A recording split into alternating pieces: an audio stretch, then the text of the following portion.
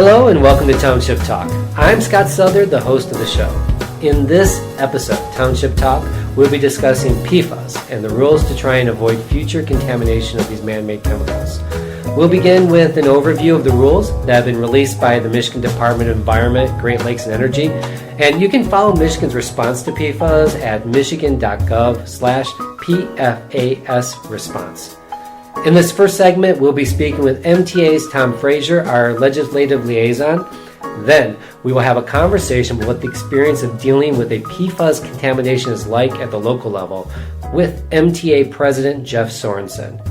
That comes up in the second part of our show. First, though, let's dive into what the rules from EGLE do with PFAS. Thank you, Tom, for joining us today. Thank you, Scott, for having me. Yeah. Well, let's begin with where these rules came from. What was the process that got us to these rules being released today?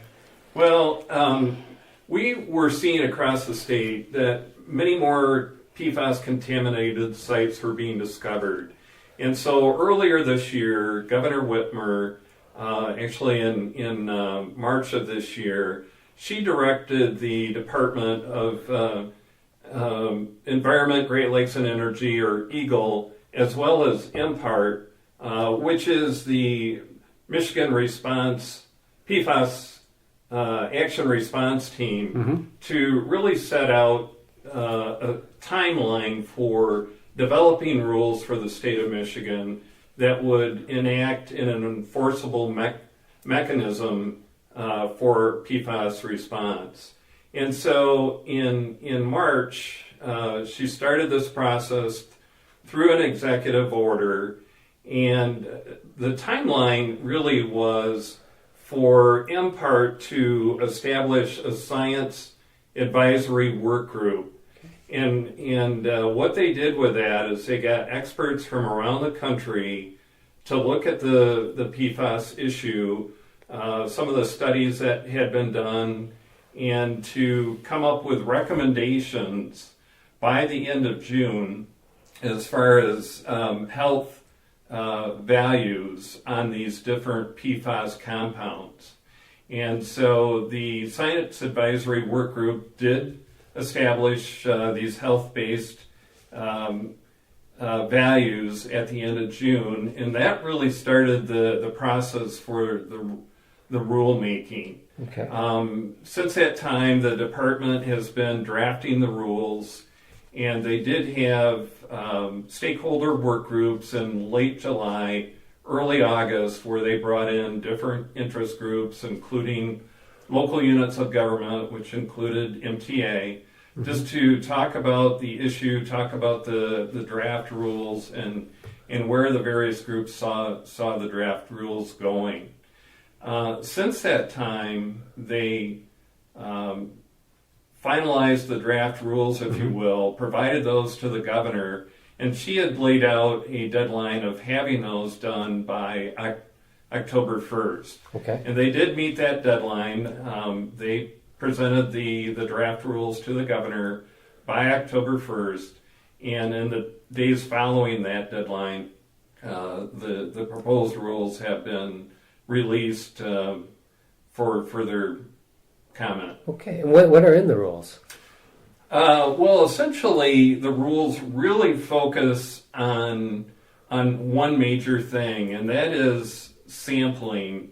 What the rules will require once they are implemented would be regular sampling of water supplies throughout the state to test for PFAS contaminants. Okay. And there are 7 specific PFAS contaminants that the Science Advisory Work Group recommended that the department establish maximum contaminant levels for. And so the rules will require the sampling, in most cases, quarterly sampling by water supplies, at least to start out, and then eventually some may change to annual sampling. Okay. Before we get into the sampling more, I kind of want to jump back a little bit to the statewide testing that was done prior to that. Sure. One of the things that jumped out at me was it mentioned 2,700 water suppliers. What does these new rules mean for those water suppliers? Well, we do have a lot of water suppliers in Michigan, and some of those are municipal water supplies. Okay. Some of them are individual school districts. Some may even be individual daycare centers. So they can be very large to very small. But essentially what it means for those 2,700 suppliers is that they will have to all do the sampling once these rules are implemented. Okay. Now, this prior testing, when was that done? The state did do some prior testing starting in April of last year. Okay. And concluded early this year.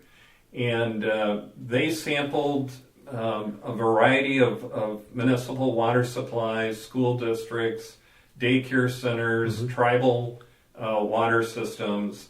And the good news is that they found out that 90% of those supplies that were tested had no detection of PFAS.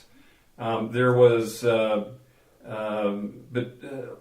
were the other 10% was kind of broken down between those less than 10 parts per trillion, which were 7% of the samples, and then that middle category of 10 parts per trillion to 70 parts per trillion was about 3% of the samples. And since that time, those in that category, the 3% category, have been quarterly testing has continued for those supplies. Okay, let's move on to the testing process that's going to happen around the new rules. How do these rules change the testing of water? Well, again, the testing of water has not included testing for PFAS. Okay. So the major change is that all water suppliers will now have to test for PFAS contaminants. Okay.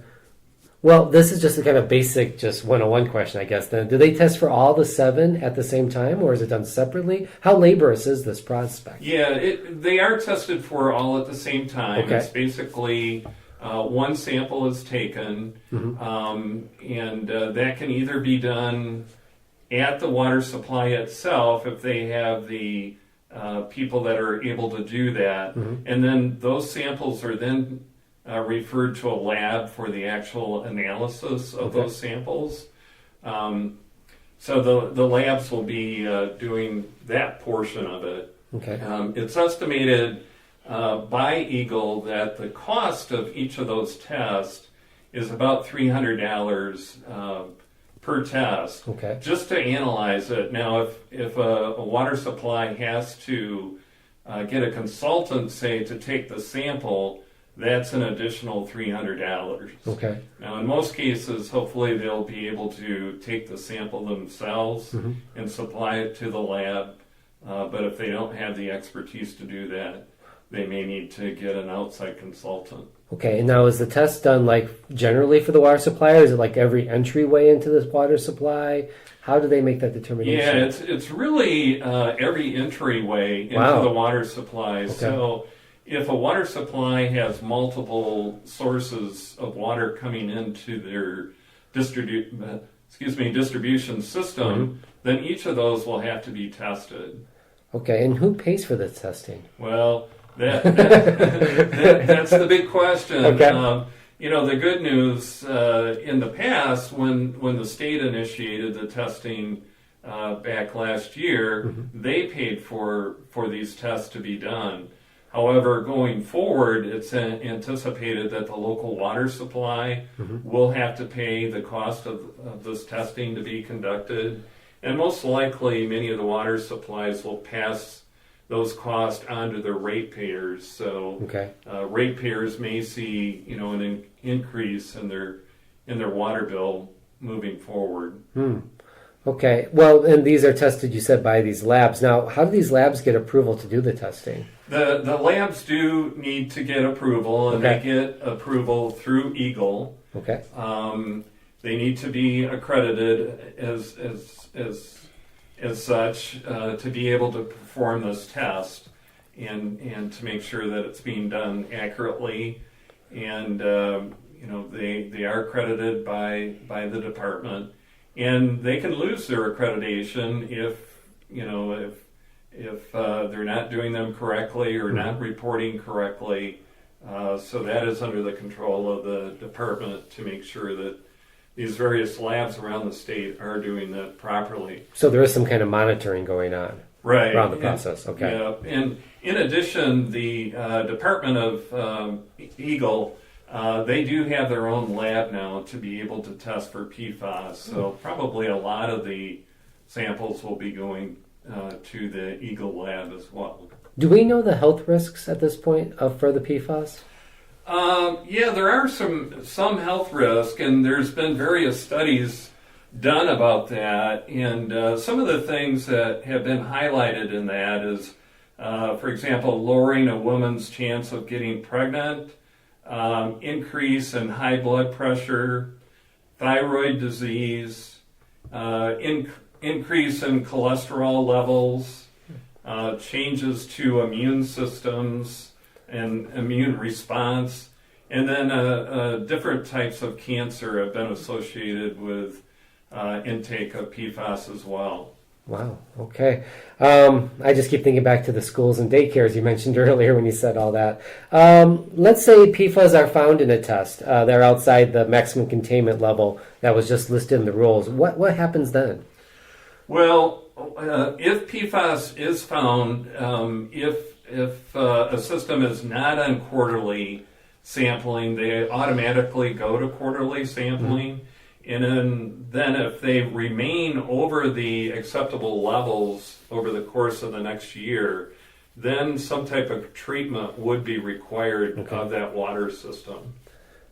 All right. And I have to ask as a Michigander, does this impact the Great Lakes at all? Indirectly, it does. If you have PFAS in your water system, you're also going to have PFAS in your wastewater treatment system. In wastewater treatment systems, a large number of those actually discharge into either directly into the Great Lakes or into water bodies that run into the Great Lakes. So it can have an indirect impact. Okay. Are there any other emerging contaminants that the rules cover? Not at this time. At this point in time, the rules just cover the 7 different PFAS contaminants. And, if other issues come about in the future, they could be expanded. But at this point, it's just those 7 compounds. Okay. Now, let's talk about the time frame for these new rules. When do they go into effect? Well, that's yet to be determined, but kind of what we're looking at and what's anticipated is probably April of next year of 2020. Okay. Where we are right now is that the next step in the rules process is they will go to what is known as the Environmental Rules Review Committee, and that's expected to happen later this month at the end of October. That committee can choose to take action immediately, or they could delay action if they chose to do so. At this point in time, it doesn't appear that there's any desire to delay the rules moving forward. So once they are reviewed by the ERRC, then they would go through the normal rules process. That normal rules process normally takes several months. What we will likely have later this year, probably in either November or December, is a public hearing to discuss the new proposed rules. And then there will also be established a public comment period where townships or any other interest group or individual that wants to comment on the proposed rules can do so in writing. We don't know exactly what that time frame will be yet. But then once all those comments are received by Eagle and the public hearing has taken place, they will finalize the rules. And again, it's anticipated that final rule process will end in April of 2020. Okay, and well, I have to ask the big question for the townships listening today. Is there anything that they can do now? Or they should do now? Well, I think the main thing is just to keep track of the process and where things are at as far as the time frame is concerned. And the other issue is just really to anticipate these costs going forward and how a township or any other water supply is going to actually pay for the sampling to see if the water supply does have a person who's eligible to take that sample themselves and then send it on to the lab. So really to have a good idea what the costs are going to be for that individual township water supply moving forward and to know how they're going to pay for those costs. Okay, Tom, let's go back a little bit to the time frame around these new rules and the treatment. What can we tell our listeners today around when they have to be ready to do the response to this and what those treatments might be like for their water suppliers? Yeah, well, as we've already indicated, we anticipate the rules probably to be effective sometime in April. And so treatment's going to start shortly thereafter. For those water supplies that were tested by the state previously, and if they are over 50% of the MCL established for a particular PFAS compound, then they would have to start testing or sampling the first quarter after implementation of the rules. If they were 50% or less than the MCL, then they would have to start testing within 6 months. Okay. So the state purposely put this in the rules process so that everybody wouldn't start testing at the same time, because there was a fear that there may not be enough lab capacity to be able to analyze all those tests if they were coming in all at the same time. So this kind of phases it in a little bit. Okay. Well, thank you so much for being on the show, Tom. All right. Well, thank you, Scott. Great. Thank you. Now on to the second part of our episode. Jeff Sorensen, MTA's president, was elected supervisor of Cooper Charter Township in 2000. Last year, their township made state news when Kalamazoo officials recommended residents of Parchment and parts of Cooper Charter Township stop drinking and using their water after high levels of PFAS were discovered. You know, I'm going to let him tell the story from here. Thank you for joining us today, Jeff. This is really great to have you in here.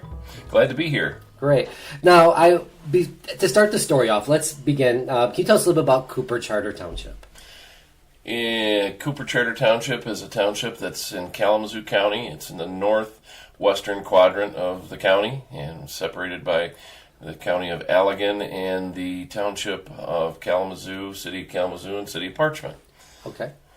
And how long have you been supervisor there? Since November 20th of 2000. Okay, great. All right. Well, when did you first hear of PFAS in your area? How did you become aware of that problem?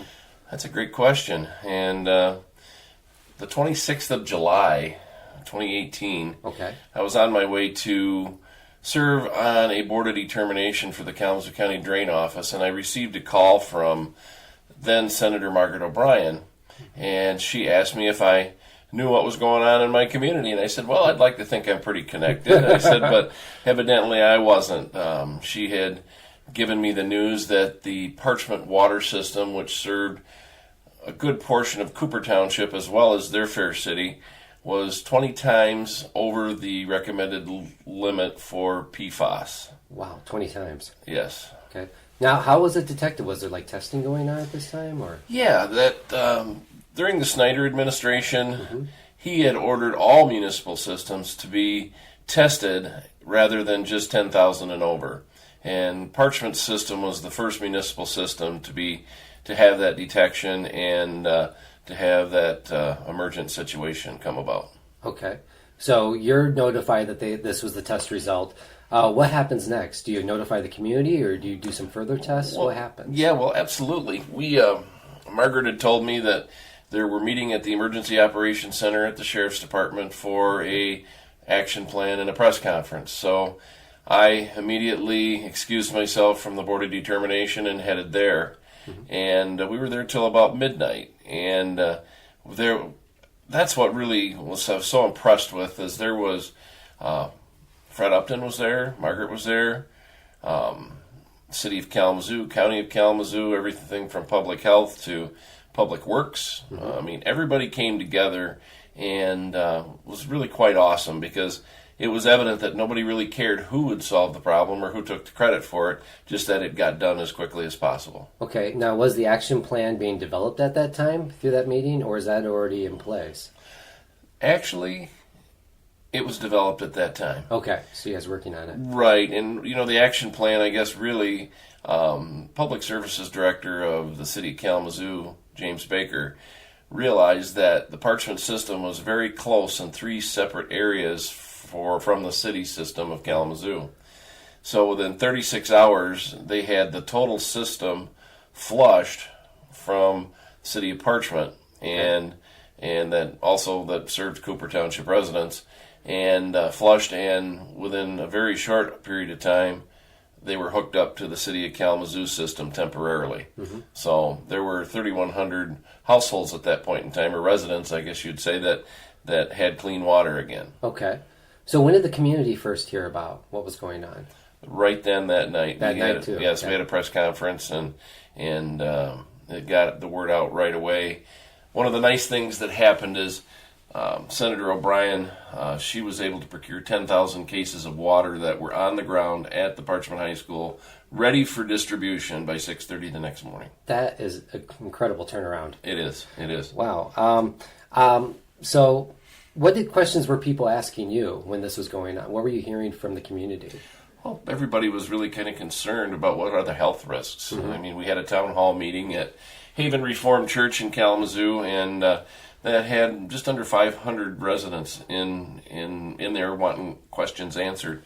How, am I going to die from this? Is this something that caused my son's cancer? So many answers that we couldn't answer at that time. So was there an awareness of how it got into the water system? Yes, I think there was, and the type of PFAS chemicals, and I'm seeing PFAS, there's so many different acronyms, PFAS, PFOA. I'm going to use that as just... I'm not even trying to pronounce the actual word. No. Just so you know. Yeah, exactly. But no, there was a paper mill landfill that was very within close proximity of the city wells of the city of Parchment, and not realizing at the time, but the city wells were only like 60 feet deep. Okay. And so that was pretty much evident that it was coming from there, but still they had to do a hydrogeological study to nail that down. Okay. And were you also testing the water like at the different properties as well? Yes, and that brings up another issue. I told you that the people on the municipal water were pretty much good to go, but we still had over 500 residents in Cooper, households actually, in Cooper Township that were in the plume that are on private wells, and that provides the biggest challenge that we still have today. Okay. Well, what did residents do until they had clean water? The health department was able to procure bottled water for all residents in Cooper Township that were in and near the area of contamination. Some of those people are still on bottled water as we speak today. Wow. There are many that will come off because the study is the initial study has been done and pretty much delineated where the plume is and where it is not and which direction it should travel. So there are some people that were on bottled water for just precautionary measures that probably will come off in the very near future. Okay. So you were talking a little bit about the collection of water and things like that. I wonder if you could say a little bit more about the community response to the news. It was really, there was a lot of concern, but it was really beautiful. I mean, people worked together. There were people that came in to distribute water, groups, church groups from the community. It was really beautiful to see people come together and work for one cause. It was great. It really was. Okay. So I'm assuming during this entire process, your township board meetings probably changed quite a bit. A little bit, yeah. Well, yeah. And the sad part about it is when you don't have the answers, you tell them you don't have the answers. You don't want to fudge through things and think you know something or you heard something. And that's frustrating. And that's frustrating for the people because when we can't give them the answers. So yeah. And you said the process is still going on right now. What does that mean? That means that there's over 550 homes in Cooper Township that are affected and are on bottled water to this day or a filter. And that's one of the things the health department did that was very instrumental in helping is getting everybody with a point of service filter.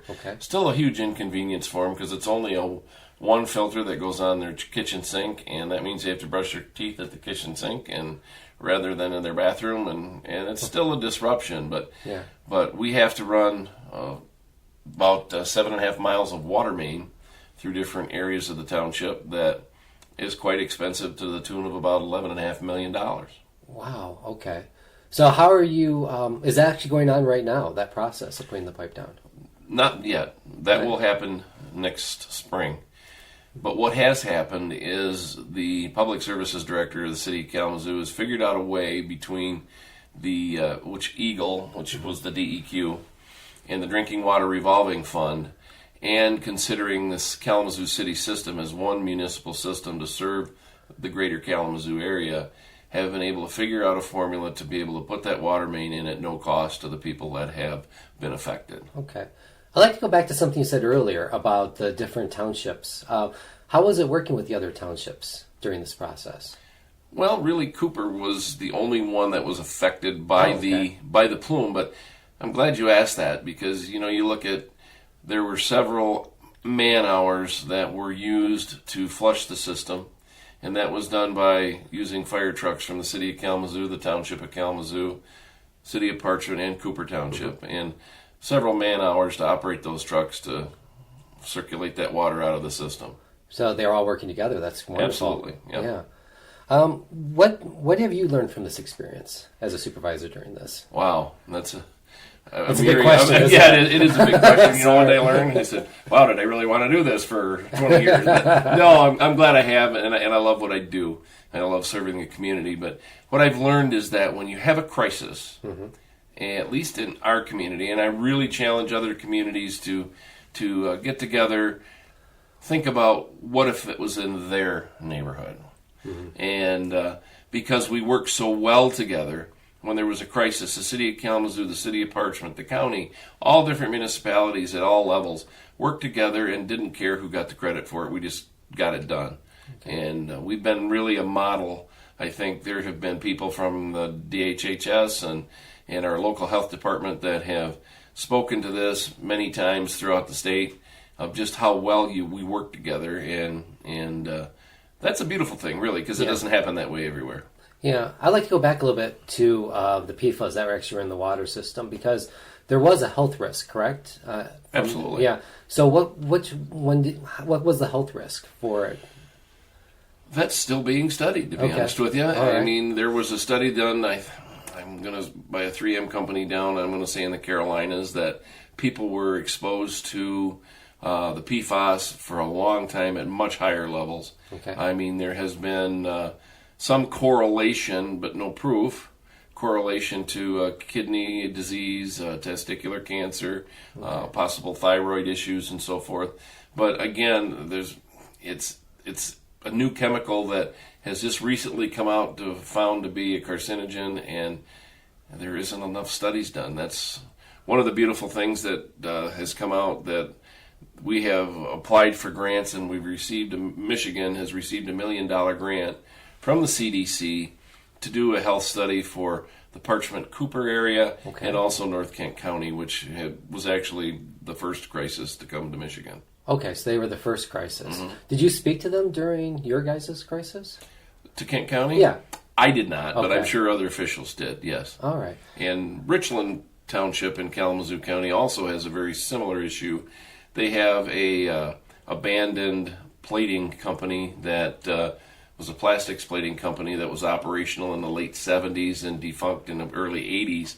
Now that Eagle owns DEQ, and that groundwater is contaminated there. So we have a separate issue in that community that is even going to be more expensive to remedy because they have to run miles of water main just to get to the people that are affected. Oh, wow. Okay, so they have, that sounds like a lot of work. It's a tremendous amount of work and planning. Yeah.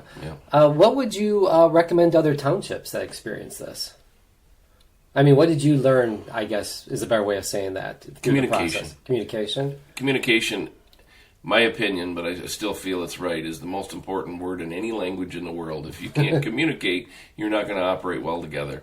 Okay. You have to communicate on a regular basis before an emergency happens so that you know you can communicate well when you have a crisis. Okay. And so for you, the communication was, let's see, that first night you were saying, so was it like television, newspaper? How did you get that word out? We did, and it was television and radio. And how I first heard, I was a little bit disappointed about communication, but if it hadn't been for Margaret O'Brien, I might not have been there for another 2 or 3 hours till I heard it on TV.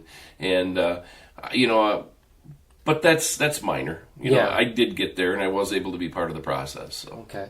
Was there any like door-to-door activity? Game people? Absolutely. Yes, there were door hangers, people that senior citizens and so forth.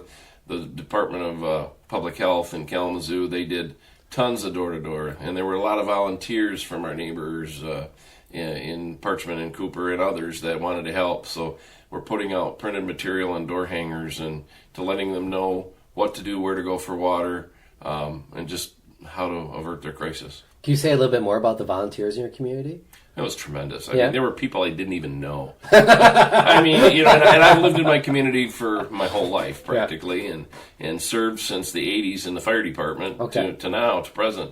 And it was just like, hey, how can I help? It was great. The high school football team unloaded that semi-trailer of 10,000 cases of water that first morning. Thank God, because I'm too old for that. But no, it was fantastic, and I think that's what community's all about. Yeah. You bet. It was nice to know it brought your community together through this experience. It was. It really was. Yeah. Well, thank you very much for your time, Jeff. This has been wonderful. Absolutely. Anytime. Thank you so much, Scott. Thanks. Thank you for listening to Township Talk. MTA will be keeping members updated on PFAS as the news continues to unfold. This is done through our social media as well as our different publications, including our weekly e-newsletter Insights, monthly Voice, and Focus magazine. If you have any suggestions or thoughts related to this episode or any future installments, you can find us at michigantownships.org. Thanks for listening.